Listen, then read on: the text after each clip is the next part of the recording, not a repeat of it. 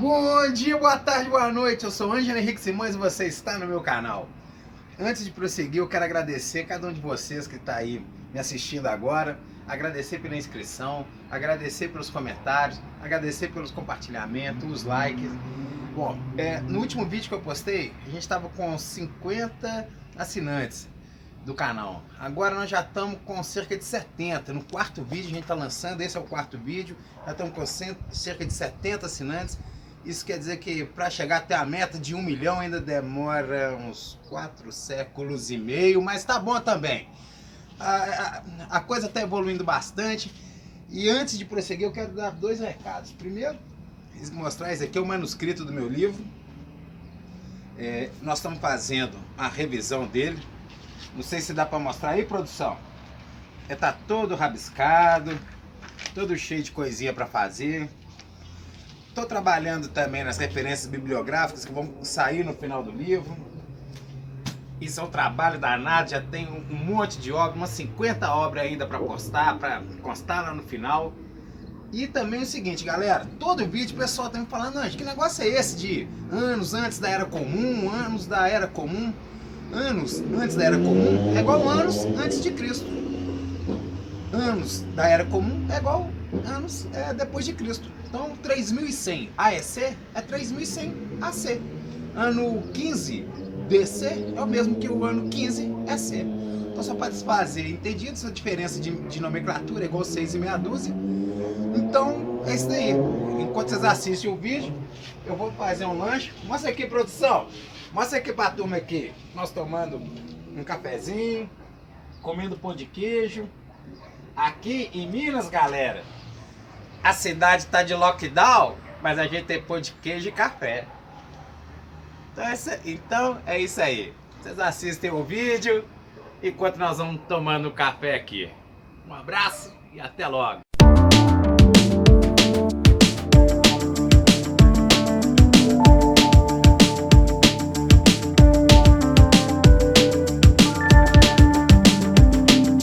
Passagem dos ciclos e eras de acordo com as religiões.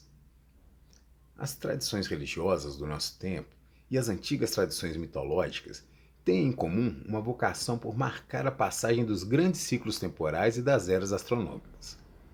De maneira geral, os distintos ciclos temporais das diferentes religiões se encaixam como se fizesse parte de um amplo sistema de engrenagens. Nesse sistema, cada tradição registra o seu próprio ciclo temporal, por meio de uma ou mais engrenagens, as quais frequentemente têm tamanhos diferentes, embora todas se encaixem dentro de um sistema único. Procure entender essa descrição como um conjunto de engrenagens se movendo dentro de um grande e antigo relógio. No ano de 1901, arqueólogos encontraram no fundo da costa mediterrânea uma antiga embarcação grega naufragada. Do seu interior, eles resgataram uma grande e pesada pedra esverdeada.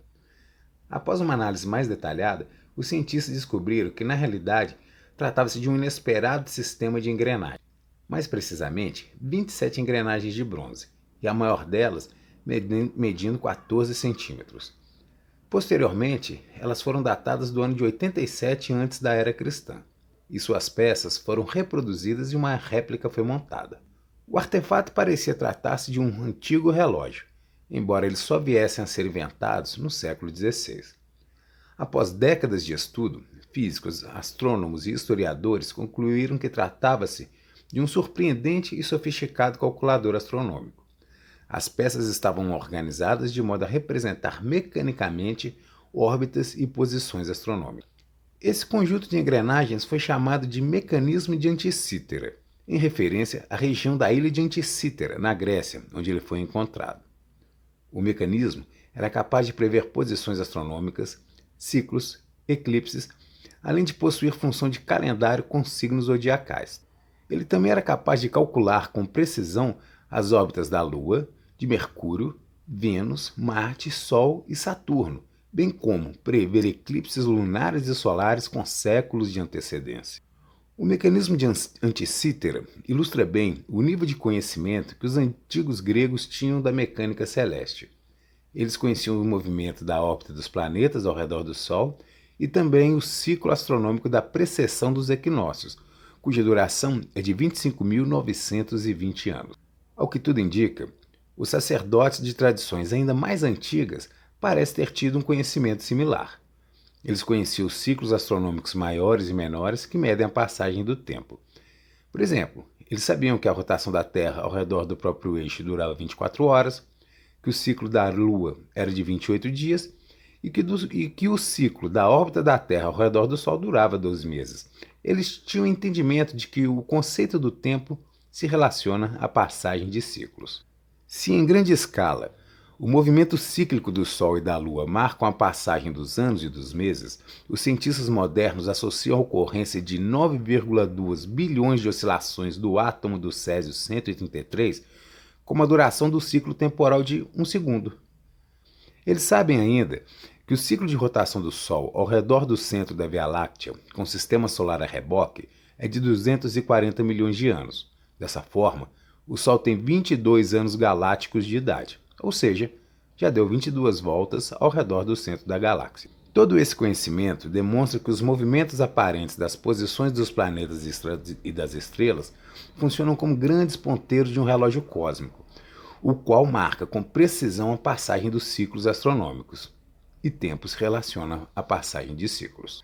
Sabendo da importância da manutenção da correta passagem dos ciclos astronômicos, em 1582, o Papa Gregório XIII promulgou o calendário gregoriano, em substituição ao antigo calendário juliano.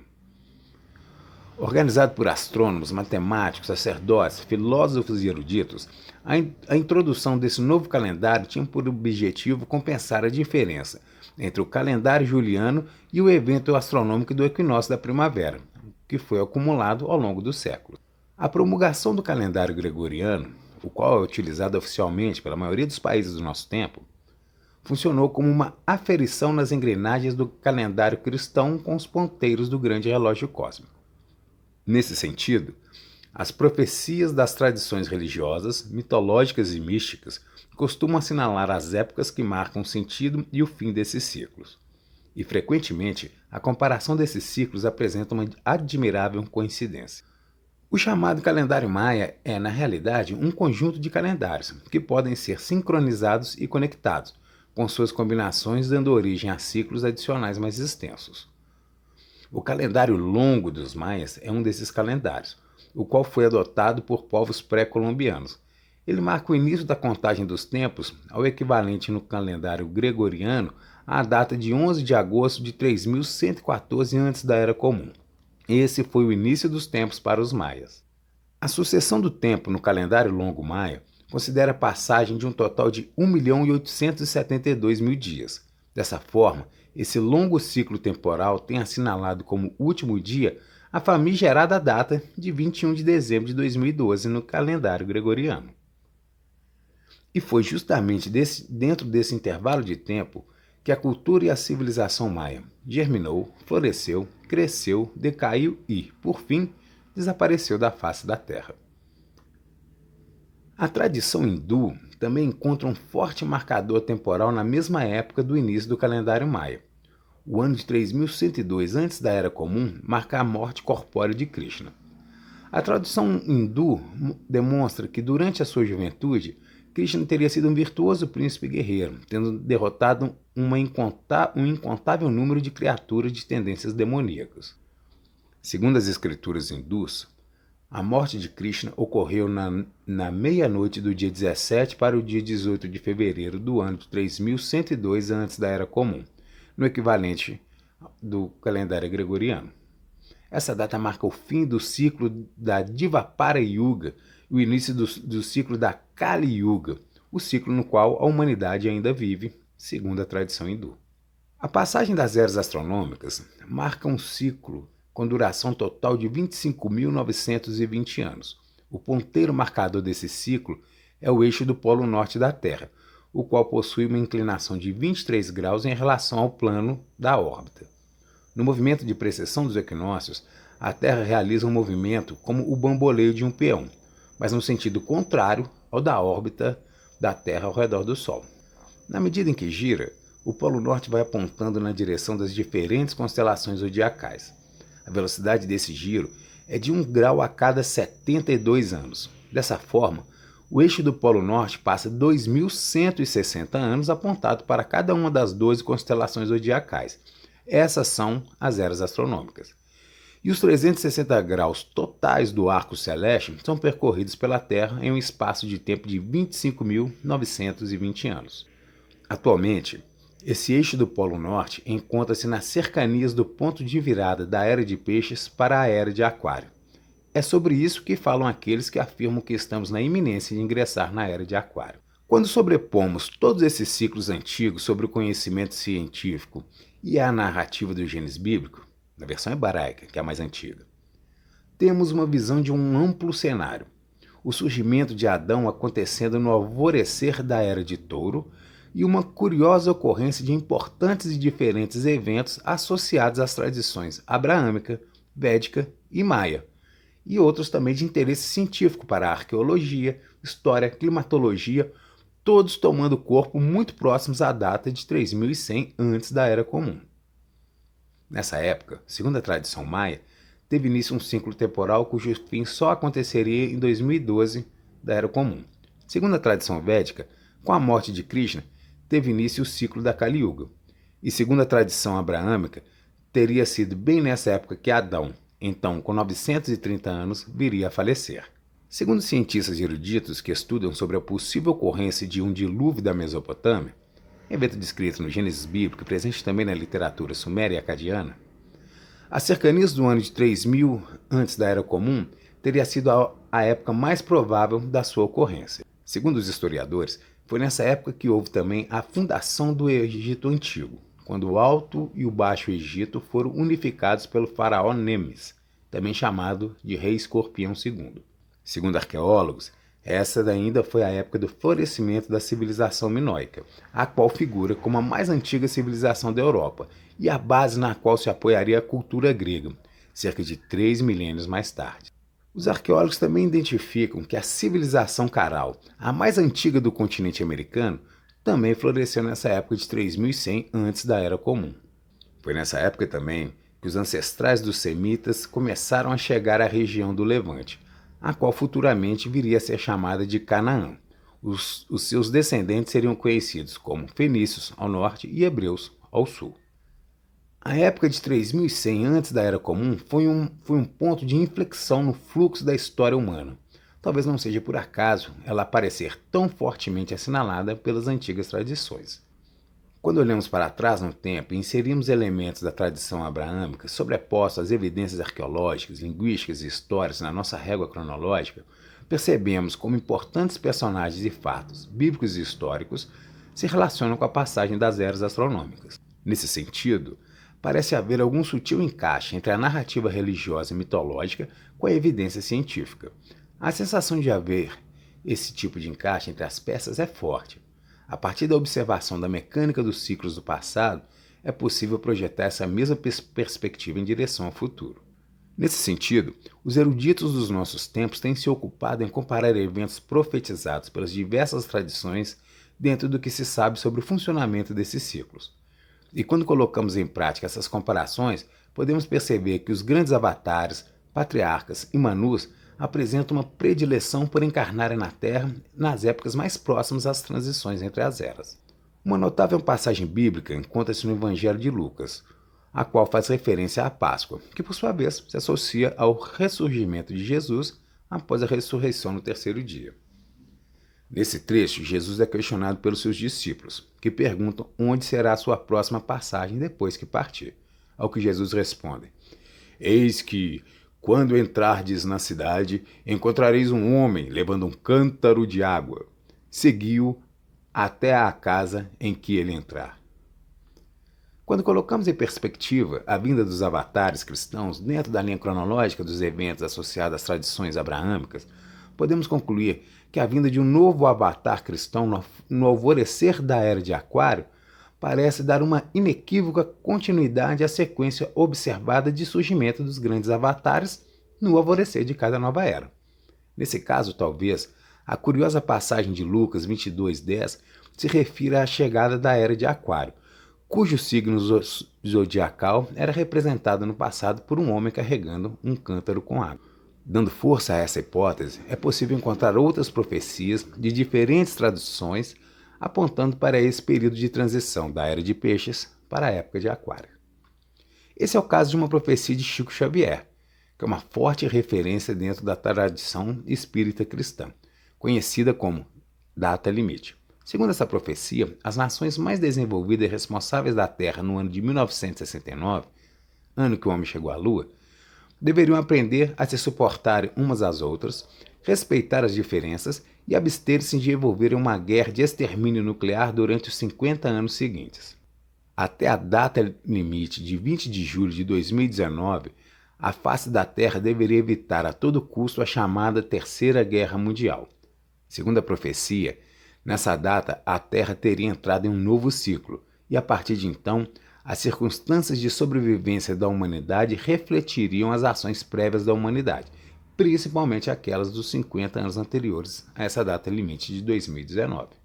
Felizmente, esses 50 anos se passaram sem que nos envolvêssemos numa peleja nuclear. De qualquer forma, e de acordo com Chico Xavier, esse novo ciclo temporal que se iniciou em 2019 envolve a ocorrência de mudanças significativas na trajetória do curso da humanidade, a partir do qual iriam se verificar profundas mudanças que tanto poderiam ser boas como ruins. A tradição cristã também encontra no Apocalipse bíblico outra profecia para o fim dos tempos, que, interpretado à luz do entendimento moderno, poderia ser melhor entendido como o fim dos tempos da era cristã, em referência à Era de Peixes. Essa é a atual era astronômica que vivemos, cujo início se deu por volta do ano 1. Eruditos do nosso tempo parecem encontrar paralelo entre os toques das trombetas e as aberturas dos selos descritas no Apocalipse como eventos históricos. Entre eles, destaque para as duas guerras mundiais. Os cristãos interpretam a instalação do Estado judeu em Israel em 1948, após 2 longos milênios de dispersão do povo judeu, e também a pandemia do Covid, entre outros eventos como inequívocos sinais da chegada dos tempos descritos no Apocalipse. Dessa forma, a profecia da data limite e a crença na chegada dos eventos finais do Apocalipse parecem confirmar a sensação de que o período de mudança de eras encontra-se em franco e intenso curso. Uma outra antiga profecia cristã também parece anunciar mudanças profundas no curso da história da humanidade nessa fase de final de era. Essa é a profecia dos papas, feita por São Malaquias, um irlandês que foi monge e depois arcebispo, tendo vivido entre os anos de 1094 e 1158 e canonizado 51 anos após a sua morte. A profecia dos papas é um elenco de 112 frases curtas, escritas em latim, que enumeram o número total de papas da Igreja Católica, prevendo que o último deles veria a destruição de Roma. E de acordo com essa contagem dos papas, o último seria justamente o Papa Francisco. A renúncia do Papa Bento XVI, em fevereiro de 2013, colocou o foco sobre essa profecia. Da mesma forma, uma profecia do budismo tibetano dá margem à interpretação de que o 14º Dalai Lama, o atual, seria a última encarnação do Dalai Lama na Terra, representando dessa forma o fim da tradição budista tibetana. Ainda dentro da tradição védica, outra antiga profecia hindu diz que haverá um total de 10 encarnações do deus Vishnu. Nessa lista, Krishna teria sido a 8ª e Buda a 9ª. A aguardada 10ª encarnação é representada pelo deus empunhando uma espada e montado num cavalo branco. O cavalo branco e a espada empunhada são símbolos presentes também no Apocalipse bíblico. Até mesmo Nostradamus parece ter visto alguma coisa que parece ter nos passado desapercebida ou não compreendida, que teria acontecido no 7º mês do ano de 1999. De qualquer forma, o fato de ter havido um ajuste no calendário logo depois da morte de Nostradamus, quando o Papa Gregório promulgou o atual calendário gregoriano, pode fazer com que haja um descompasso entre a data que aparece na profecia de Nostradamus com a linha cronológica do nosso atual calendário gregoriano. Se o ano de 3100 antes da era cristã se apresenta como um ponto do passado fortemente assinalado pelas antigas tradições, tudo indica que os tempos presentes se apresentam como o próximo ponto de inflexão da história humana. Na realidade, nem precisamos recorrer às profecias para entender que vivemos, de fato, tempos frenéticos e de intensas e profundas mudanças. No início do século passado, os nossos avós e bisavós habitavam um mundo ainda essencialmente agrário. No campo e na cidade, a tração animal era a principal força empregada no transporte de pessoas e de mercadorias. As ruas e as casas ainda eram iluminadas com tochas ou lampiões. As casas não tinham eletrodomésticos e nem telefone. Passado pouco mais de um século, nós contabilizamos atualmente 12 seres humanos que já pisaram em solo lunar e já enviamos sondas que nos revelam os detalhes de todos os planetas do sistema solar. E rotineiramente utilizamos a internet para nos comunicar e robôs para aspirar a casa. Na nossa época, a Estação Espacial Internacional funciona como um posto avançado da humanidade, orbitando a Terra a uma altitude média de 400 km e vem sendo continuamente habitado já há 2 décadas. Dentro desse ritmo, o que poderia nos aguardar para o final do presente século? Veículos autônomos, robôs, uma base na Lua ou quem sabe em Marte? Dentro desse contexto, parece fazer muito sentido que as antigas tradições tenham previsto uma passagem de eras tão movimentada. Talvez as profundas mudanças profetizadas aconteçam de maneira positiva se a humanidade conseguir pôr fim às suas diferenças. Se a ciência e a religião se entenderem, e se o antigo for útil para o novo. Então é isso aí, galera. Esse foi o vídeo de hoje. Espero que vocês tenham gostado. Deixem os comentários, deem um like, compartilhem. E é isso aí. Um grande abraço e até a próxima. Valeu, galera!